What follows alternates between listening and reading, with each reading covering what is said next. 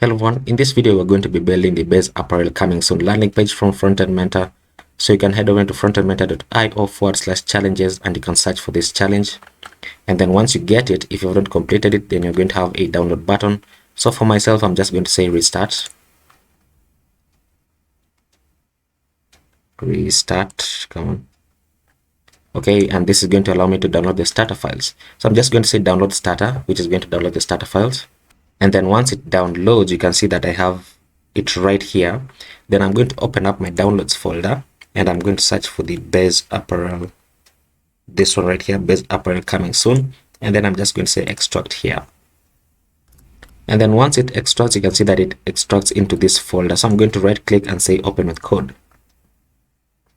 And that opens up Visual Studio Code in that particular folder, and then we can begin. So the first thing that I'm going to do is we're going to take a look at the design, and the desktop design looks like this. If it opens up, I don't know, of course it doesn't. So let me open this up right here in the design, desktop design. As that opens up, then what I want to do is I want to create an index.css file which is going to house all our CSS. And then I'm going to create an index.js file because we need to perform a bit of form validation. And then inside my index.html, right above my title here, oops, something is wrong with my computer. Okay, so above the title here, I'm going to link my style sheet. So link href into index.css, and then the rel is going to be style sheet. And close it out. And then on the bottom, I'm going to link my JavaScript file, which is the index.js, right before the closing body tag. And then before I save this, I'm going to cut this out. So cut it out and then remove this. We no longer need it. And then inside my index.css, I'm just going to paste this in like so. And then above this, I'm going to reset my styles by resetting the margin to 0. Oh my God, what's happening? Resetting the margin to 0, the padding to 0, and the box sizing to border box, which tells the browser to use the CSS box model.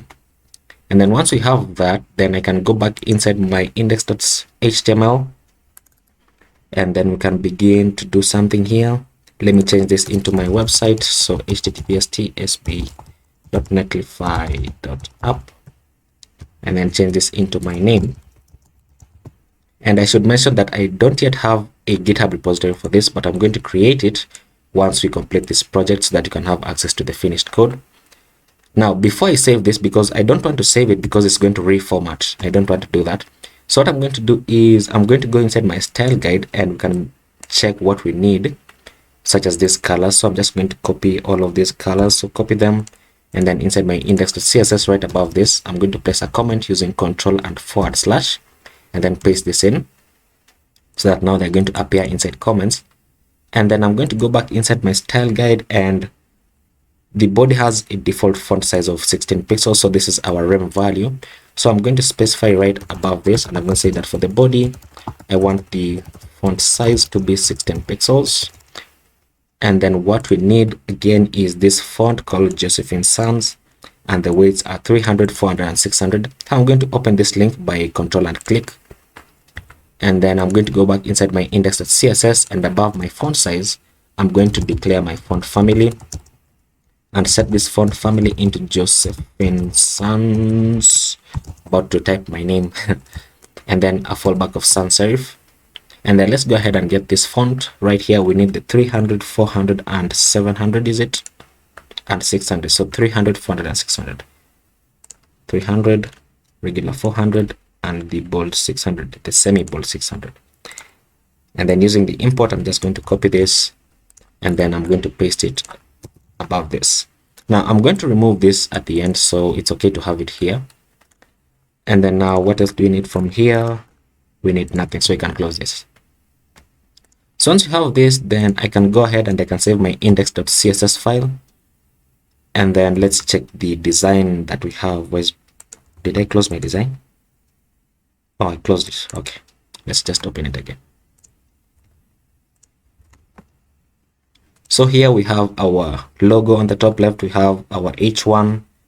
We have a text here, and then we have our email address input, and then we have our image on the right. So what I'm going to do is, the way this is structured, it seems like the whole of this is one div or an article or one section, and then the image is placed to the right, meaning it's another section. So what I'm going to do is I'm just going to create a main element. So I'm going to cut this out, create a main element here, and then paste this in. And actually, not before I paste this, I'm going to cut it out again, and then I'm going to place it inside an article and paste this in. And then I'm going to place another article, and this other article is just going to have our image. And actually, not, let me check something first of all. Where's the mobile design? Okay, so the mobile design image is different from the one that we have on the desktop. So instead of using image here, I'm going to use the picture tag. So picture, and then I'm going to say that that's for the source media. I want this image to change into the desktop image when we exceed 768 pixels. So that's what this is going to do. And then the source for this is going to be /images / should be the desktop image, and it's called hero desktop.jpg. So hero-desktop.jpg. And then I need to have a default image which is going to show on mobile screens, and this is going to be the hero mobile. And then we can do this now. Above this, we need a div which is going to be our logo. So a div with a class of logo. Then inside here I can do image.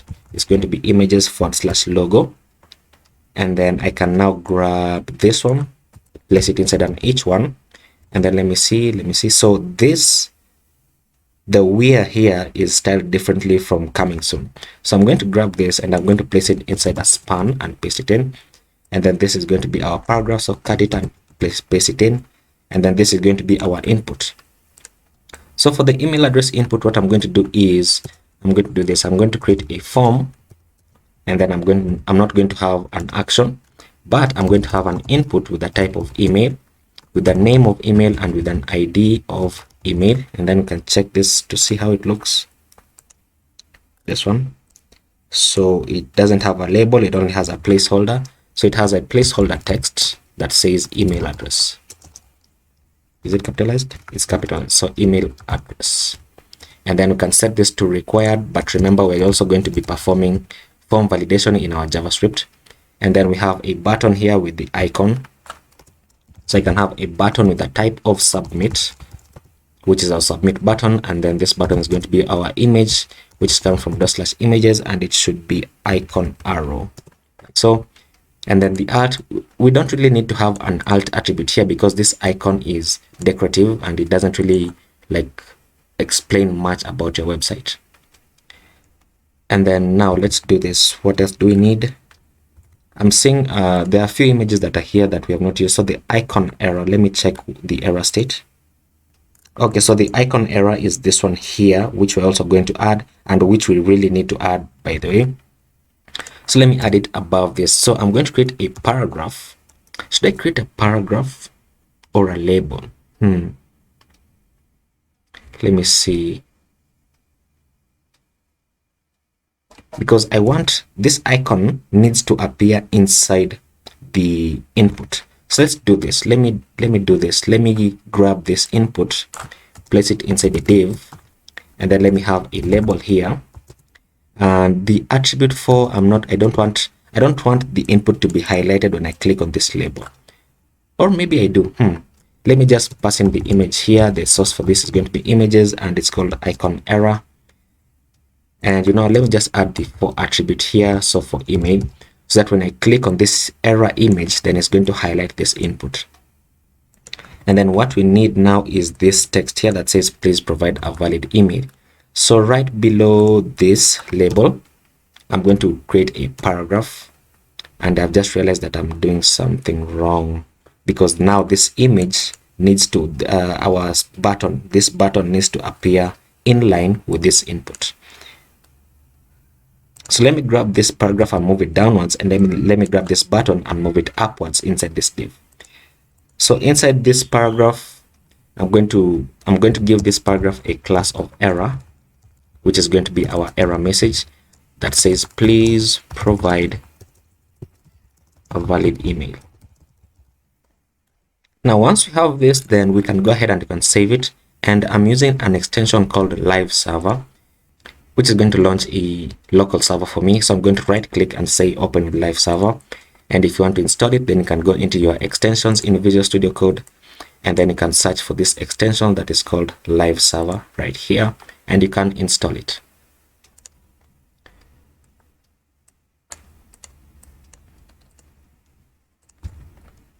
So this is what we have on the screen. You can see we have our error state, we have our submit button, we have our error message here. So let's begin to style this out, and let me see how this looks. Go into the desktop design. Okay, so the background has a pattern here. It's I think it's an image. It has a background pattern, so let's go ahead and add that first. Inside the body, inside our index.css, so we can add a background here and set it to URL, and this is going to be url./images/bg pattern desktop. Oh, it's only on the desktop. Okay, so if it's only on the desktop, then I should remove it from here, and I should add it in as a media query. So I'm going to say at media for a mean width of 768 pixels, which are tablets. Then I want to access the body, and I want to add a background here of URL, which is going to be ./images/bg pattern desktop. And then we can see how this looks, and you can see that the pattern is right here. Let me close this. The pattern is appearing on the what's this, on the right. I lagged for a moment. So on the right, as well as it's technically on the left, but it's covered by this content. So let's do this. Let me also add another attribute here called no repeat, so the background doesn't repeat. And then let me center it, and then let me say take up the entire device width by saying cover. So we're going to have this. Okay, now let's begin styling this out for mobile. And you can see that when we are on mobile screens, the image changes into the mobile image, and then when we're on tablets and above, then the image turns into the desktop image. So that happens because we're using the picture tag. So let me place this to the left, and then we can begin to add a bit of global styles.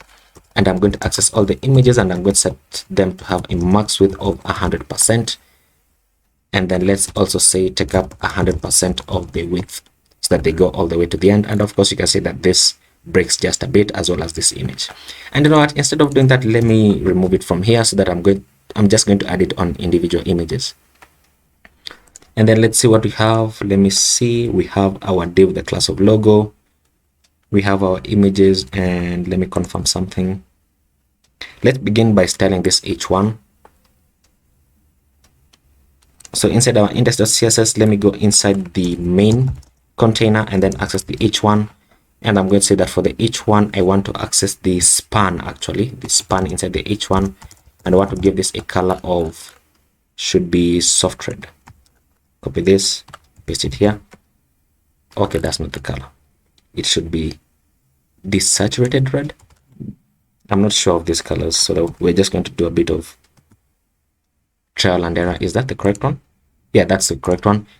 And then we need to change this h1 into uppercase. So h1, we can just say text transform, set this to uppercase, so that happens. And then for the span, I want this to have a lighter font weight, so I'm going to say font weight of 300, so that this happens. And then let's go ahead back inside now the main container, and we can say display flex, so that is going to align into row by default. And then I'm going to say flex direction, change this into column, so that they align one on top of the other, but I want the image to come first. So I'm going to say instead of just column, I'm going to say column reverse, but I've just realized this is going to be a problem because now even the logo comes downwards. So what I'm going to do is I'm going to access this div with the class of logo. And what I'm going to do is this. I'm going to copy this. Actually, wait a minute.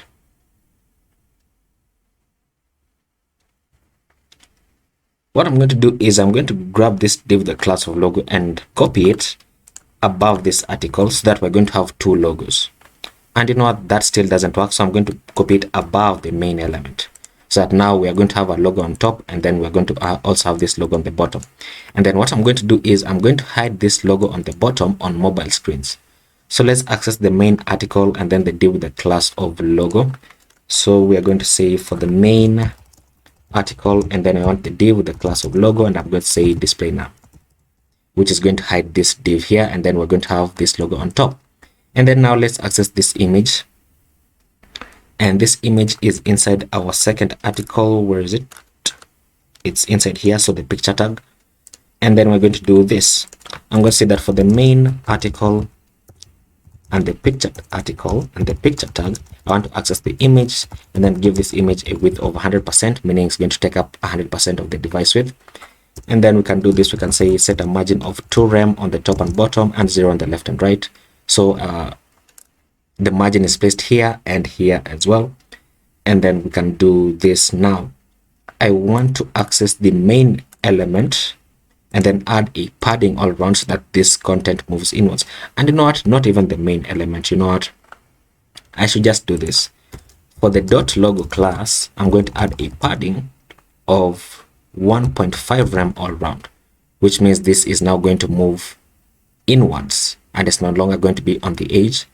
And then now, because I already have a padding here, I no longer want, I already have a margin because I added the margin of this image. Then I don't want a padding on the bottom because, as you can see, that it's spaced out even more, right? So I'm going to say 1.5 rem on the top and then 0 on the right because I don't really need padding on the right. And then I'm going to say 0 on the bottom. And then I'm going to say, actually, no, this is correct. So you can just save this. That is not correct. We can say 1.5 rem on the right, on the left. There we go. Now remember that this logo class is also the same as this logo class. So the styles that we have applied here are also going to apply on this logo that we have said display none. And you're going to see this probably when we display this as a block element on larger screens. Now let's go ahead and let's grab this, this first article.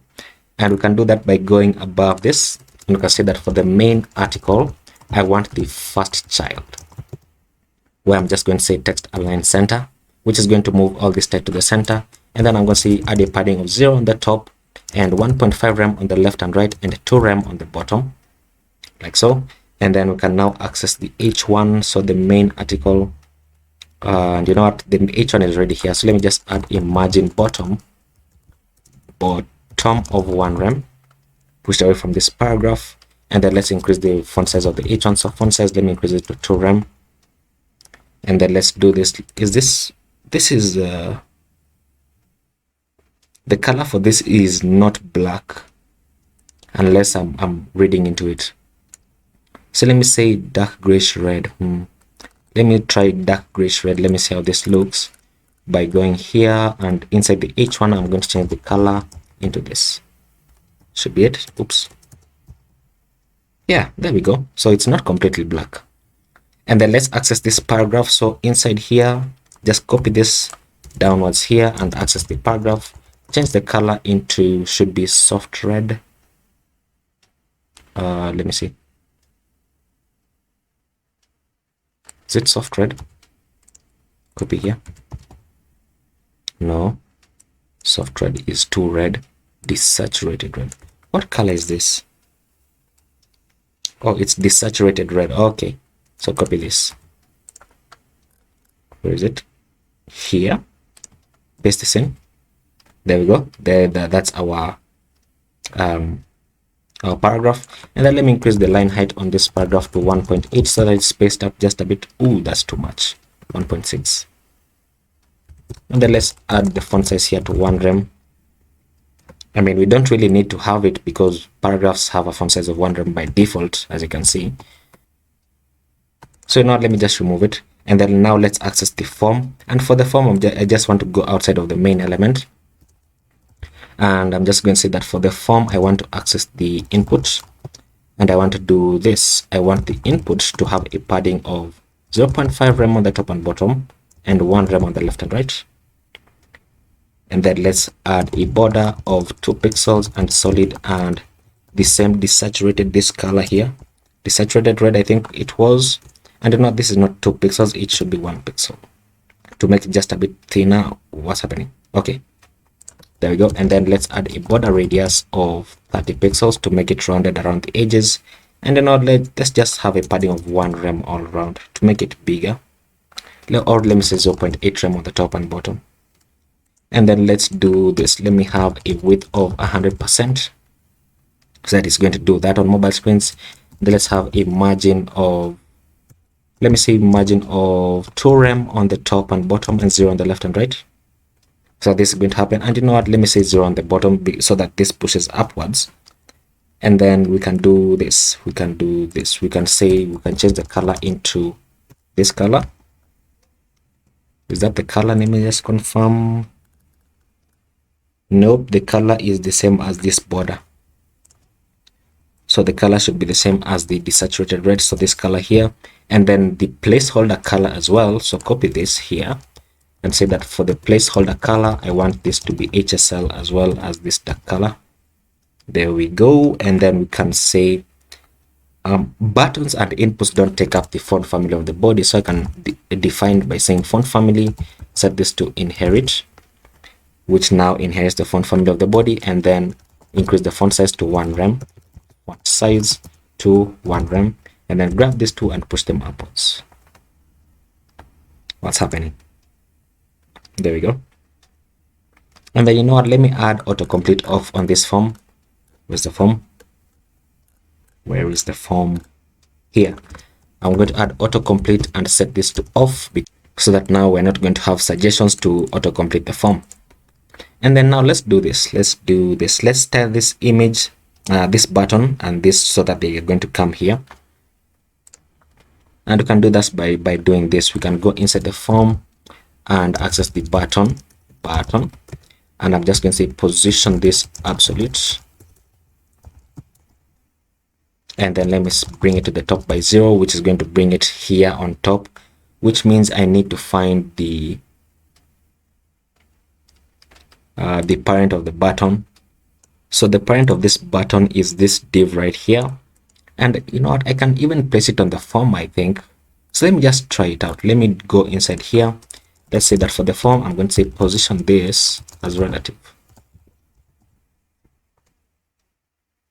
And as you can see that now the button comes here. Let me see how it looks on bigger screens.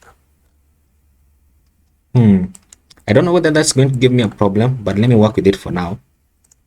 And now it's no longer going to be on the top, but let me bring it to the top by 50%. And then let's say transform and translate on the y-axis, because the top is the y-axis, by minus 50%. And it's still not completely centered, so let's play around with these numbers now. So let's say 45, let's say 42, let's say 41, let's say 40. 40 is almost there. Let me say 39. No, 40 is much better. And then let's bring it to the right by 0, so it's completely to the right. And then now let's give this a background color. So background color, and you know what, it's going to be a linear gradient. So instead of background color, we're going to say background image, so that we can add this linear gradient. So linear from this to this. So copy this, paste it inside here. I don't know whether these are the colors, but we're going to find out in a moment.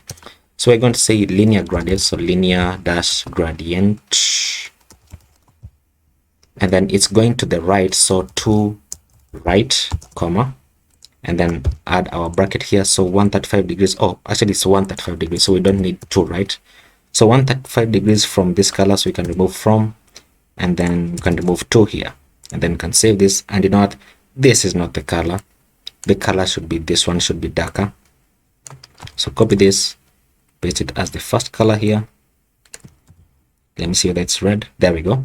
And then the second one should be this one. Copy this, and it should go all the way to here. So paste it here, should be red. There we go. And that is our button. And then let's continue styling this out. So you can remove the border. So you can say border dash, border none. And then we can say border, what am I doing? You can say the padding. The input has a padding of what? 0.8 rem and 1 rem. So we're going to do the same thing. So 0.8 rem and 1 rem on the button. And you can see now, you can see why it's still technically not 40. So you can play around with this once again. Reduce it to 39. let's say 38, let's say 36, let's say 36.5. I think that's much better. And let me increase the padding on the left and right to 2 rem. There we go for the button. And then let's add a border radius of 30 pixels so that the button does this. And then we're going to have a cursor of pointer, and then we're going to say transition all the elements by 0.3 seconds. Okay. And then now, once we have this, then I want to access the hover state of this button. And for the hover state, we're not going to be doing anything much. And let me see how the hover state looks. Okay, so the hover state just turns this into one color. So I'm just going to say background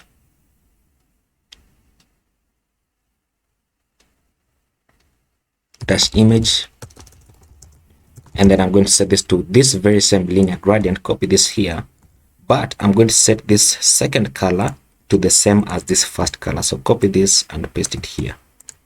I'm going to save this, and now look at that. So this is our linear gradient. There we go. Now let's see, what do we need? We now need this label to come here. So let's access the form label, and the label comes before the button. So above this, I'm going to say form label and position this as absolute. Where is it? Wait a minute, does that mean now it's going to mess up with this? Come on, let's bring it to the top by, it was 36.5 on the button, so 36.5%. And then let me just place it to the left by 0 because I think it's behind the button here. So now instead of to the left by 0, I'm going to place it to the right by, the button has a padding of 2 rem. Where is it? The button has a padding of 2 rem. So because I want this to be visible, then I'm going to give this, so 2 rem on the left and 2 rem on the right. This is 4 rem. So let me say about 8 rem from the right, and it brings there. So 8 rem is a bit too big. So let's say 6 rem. Let's say 4 rem. No, 5. No, 6 or 5.5. So this is it here. And then you know what? Let's say transform and translate on the y-axis by minus 36.5. I can't type. Oh my god, that's 6.5%. Okay, and then now we can begin playing around with this, and I think it's going to it's really going to mess up with the button. So let's say 32 here, and of course now the app begins to hang. Okay, so 32 looks correct. And then now let's go ahead and get the thingy, the what's it called, the button. So grab this button and let's increase it. Let's say 40, let's say 50, let's say 52, 53, 54. Okay, 54 looks correct. And then place it to the right by minus 1 rem, so that it goes outwards just a bit. Okay, so we're going to have this, and then please provide a valid email. Now this one is our error class, right? So for the class of error, I want the color to be red. So for the dot error class, I want the color to be HSL soft red. This one, copy this and paste it here, so that now the error class is going to be red and it doesn't reload. Why don't you reload this? Did I do it wrong? The paragraph that has a class of error, dot error. I think it's because I styled all the paragraphs somewhere here. Let me remove this. There we go. So it's because of this. It's because of this. So this has a higher specificity because I think it's because of this pseudo class. So let's do this. Let's do this.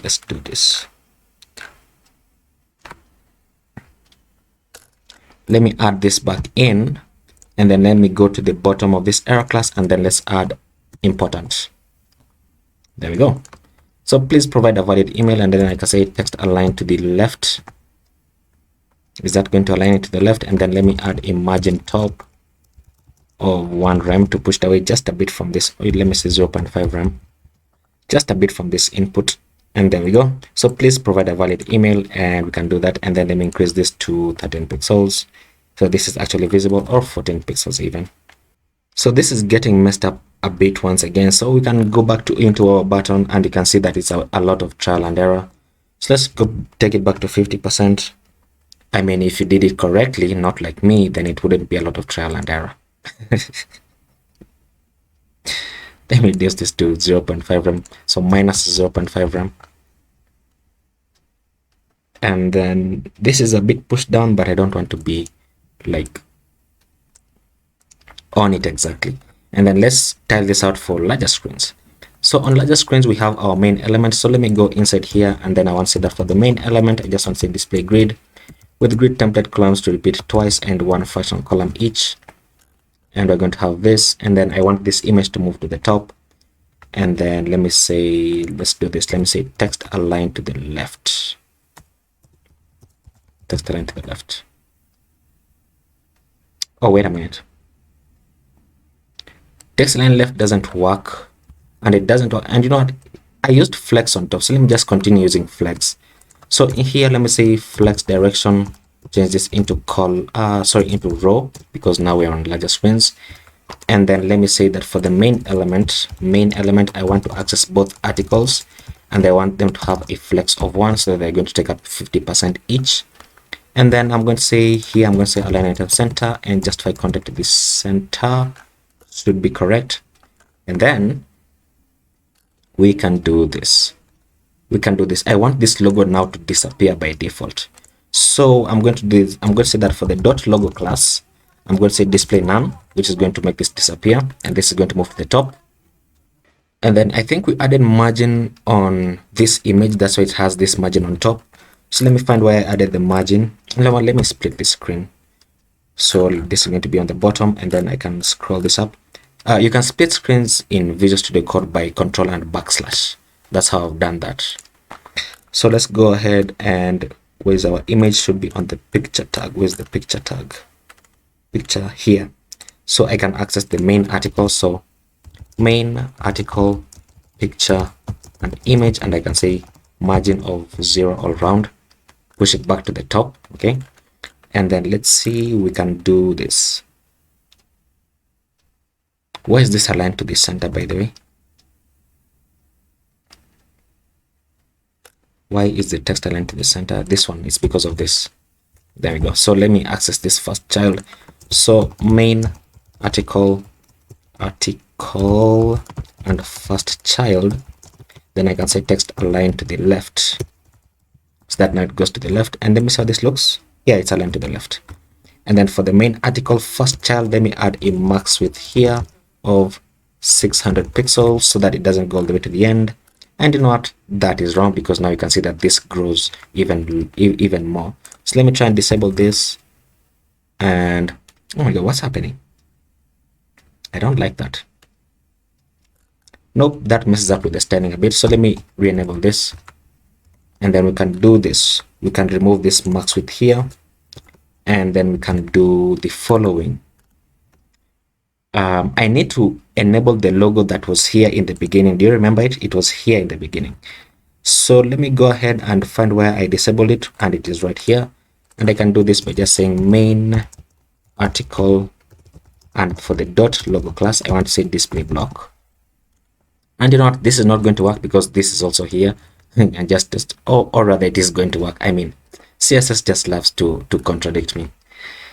So display block, so re-enable the logo that was here. And then now we are going to do this for the first child. For the element that is the first child, I want this to display as a flexbox.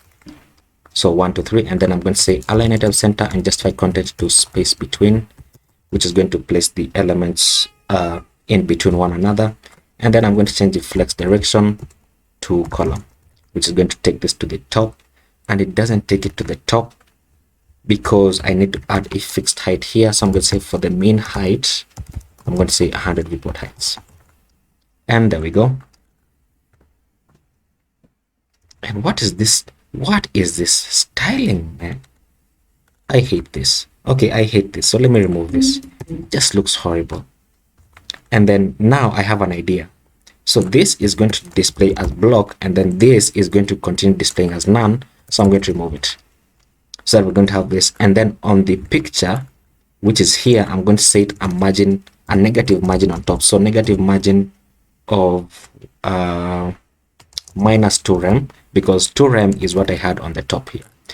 And now it's no longer going to be 2 rem because this one has also where is it? It kind of has a padding somewhere. So let me say to 4 rem, minus 4 rem. Yes, there we go. Now let's go ahead and grab our h1 here, and our h1 is going to be the, I'm just going to access the h1. I'm going to say font size, increase this to 4 rem, rem, make it even bigger. And of course it doesn't apply because what is happening today? Oh my god, today I have issues, man. So for the main h1, we're going to do that, and then let's do this. We want to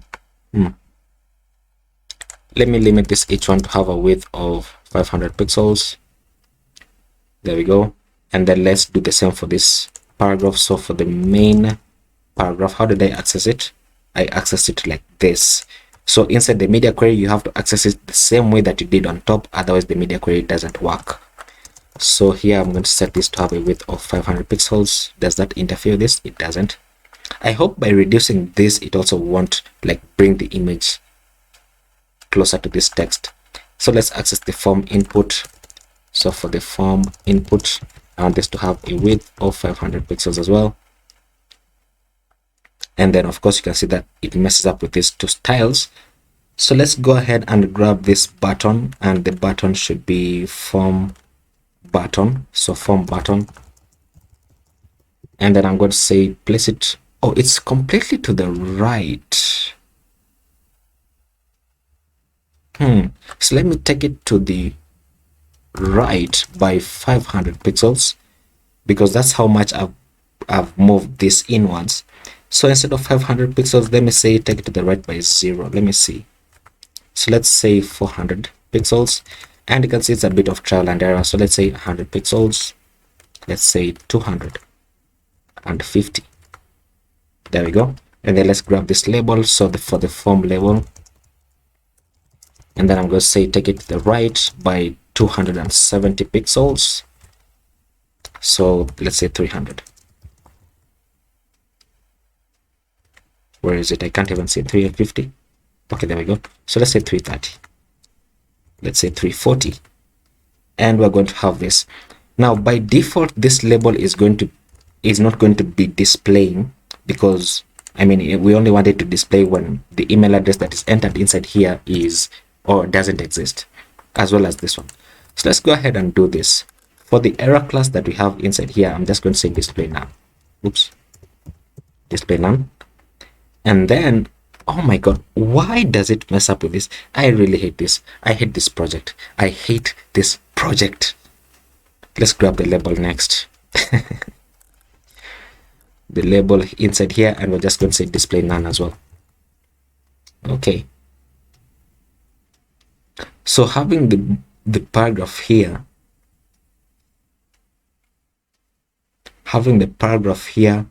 interferes with this button.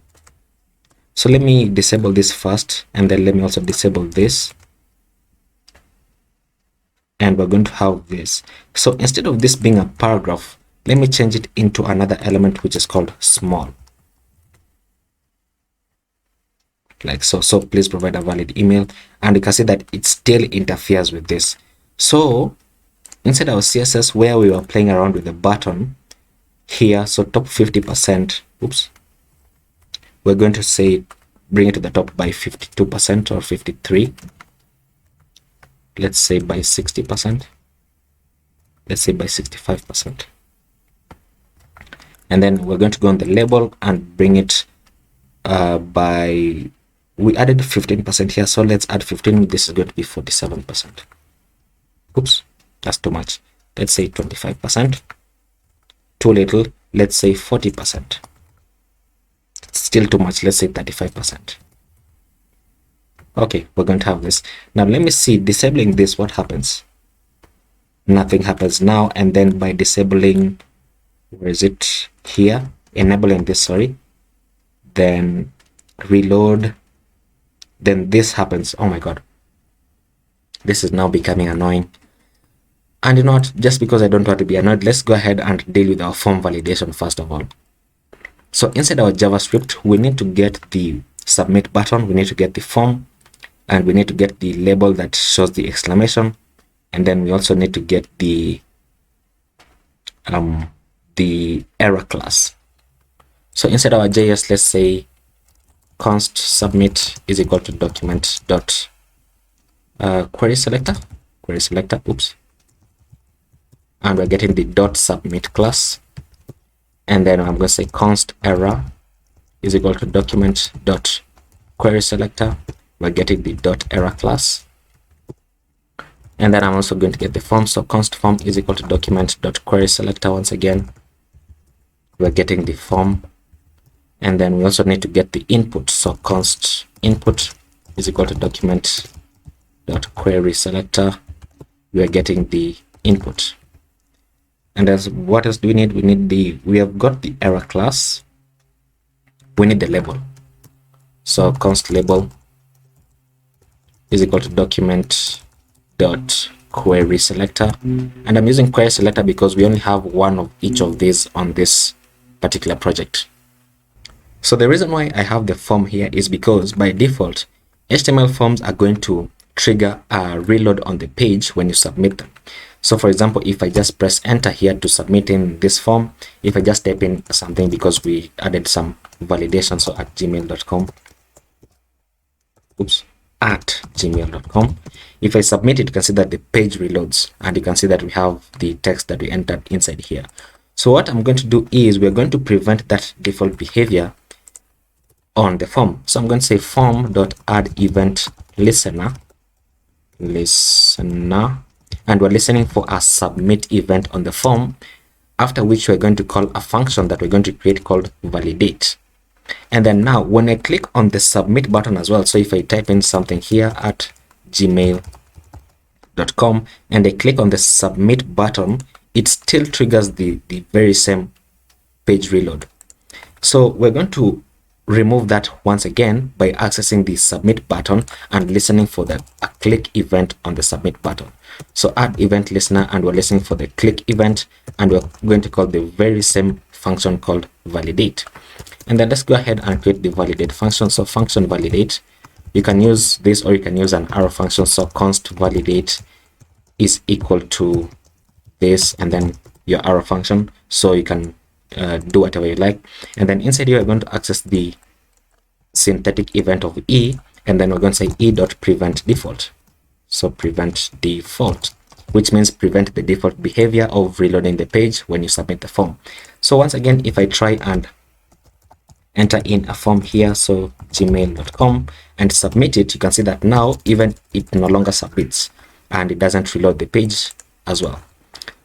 So once we have that, then we are going to do this. We want to get the value of what is typed in. So I'm going to say, I'm going to get a variable here called input value, which means the value of the input is going to be input dot value, because that's how you get the value of what is typed in. And then I'm just going to show you something interesting here by saying console.log the input value. So I'm going to save this and then I'm going to open up my console. And then now let me make this bigger. Cannot read properties null of add event listener index.js 8. Index.js 8. Also, there is not dot submit class. There's not dot submit class. Where is it? Button type submit. So let me add a class here of submit. And then we can reload it so that that error goes away. And then now, if I try to submit this, oops, something's wrong. If I try to submit this here, so at gmail.com, then you can see that we get our input value here. Now I want to show you something. If I add multiple spaces inside here and I still submit it, then you're going to see that even in our console, it's going to add the multiple spaces, but this is a bad example because I already added it once. So let's do this again. At gmail.com gmail.com and then add multiple spaces. If I submit it, then you can see that, oh my god, why isn't it working? Now when I want to showcase it, it doesn't work. But anyway, if you had an input here and you added multiple spaces after the input, as you can see here, then what is logged in the console is also going to have multiple spaces, and you can remove that by using a method here called trim. So you can say input.value.trim, which means just remove all the empty spaces that are added after you have typed in your text. And then once you have that, then we can do this. We can do the following.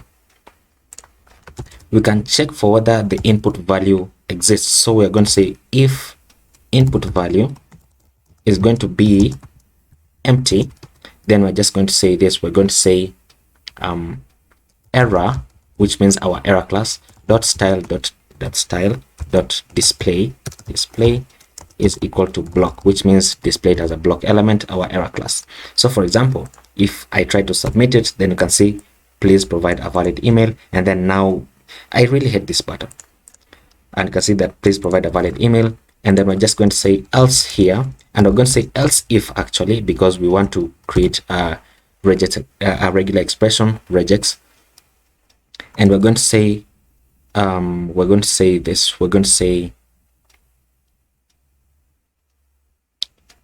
what are we going to say? We're going to create a function called isEmail, and then we're going to pass in our input value, which means that for this function that we're going to create, then we're going to pass in our input value to check whether it is an email or not. And you know what, this syntax is wrong because this should not be here, it should be here.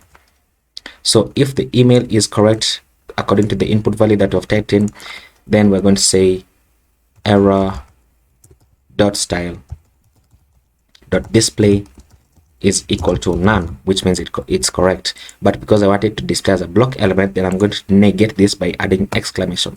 So if not is email, and then we're going to turn this into a block element, and then else we're going to say error dot style dot display is equal to none, which means just display the error message. And then let's go ahead and create our isEmail function. So we're going to say function isEmail,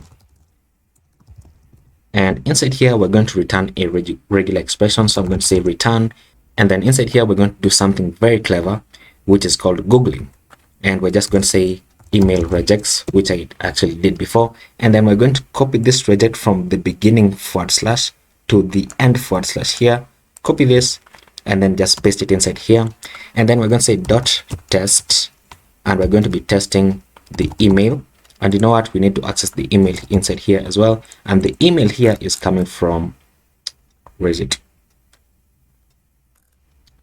Actually it's not in the email, it should be the input, because the input is what the input is what is in the input is our email. I can't even speak.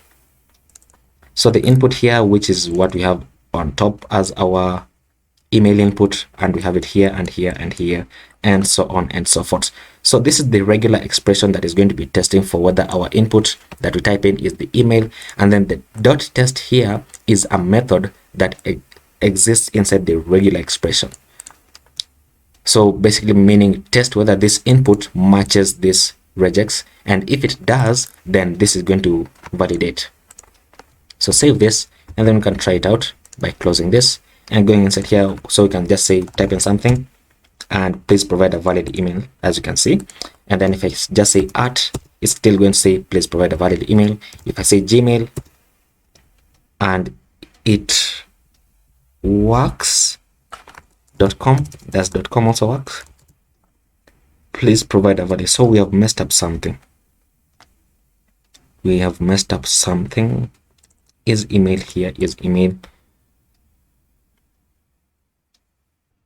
Okay, you know what? Let me do this. Instead of having this here, let me cut this out and then paste it inside here. And then we can get rid of this else if. And then we can get rid of this as well. And then we can just have our else statement. So if and else. So let me see whether this is going to work. So save this.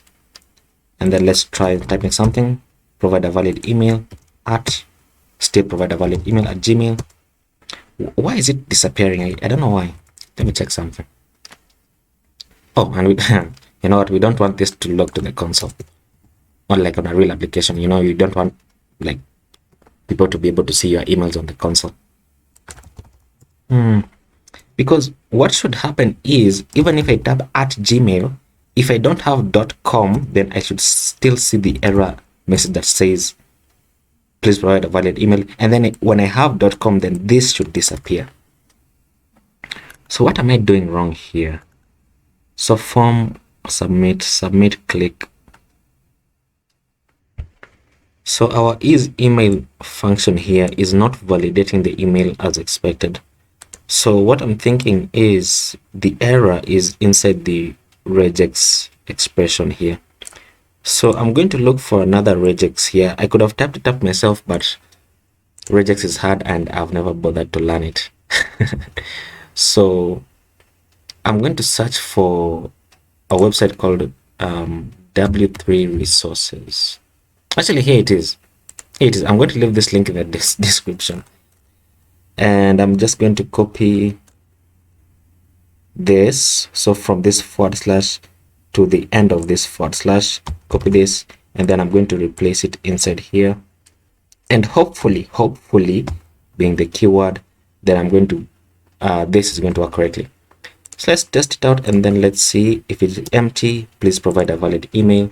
Have this still, please provide a valid email at Gmail. Okay, and .com. Then it disappears. So there we go. So now our validation is working.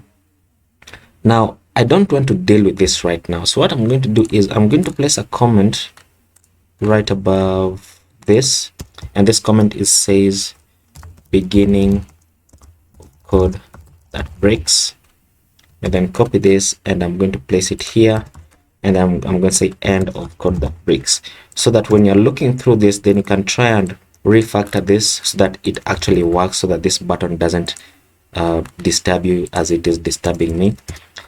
So yeah, that is going to be this landing page. And once again, I'm going to leave this link for the regex in the description, or you can just go ahead and pause the video and then you can copy this. It's not too long. And yeah, so let me go ahead and create a GitHub repository for this project.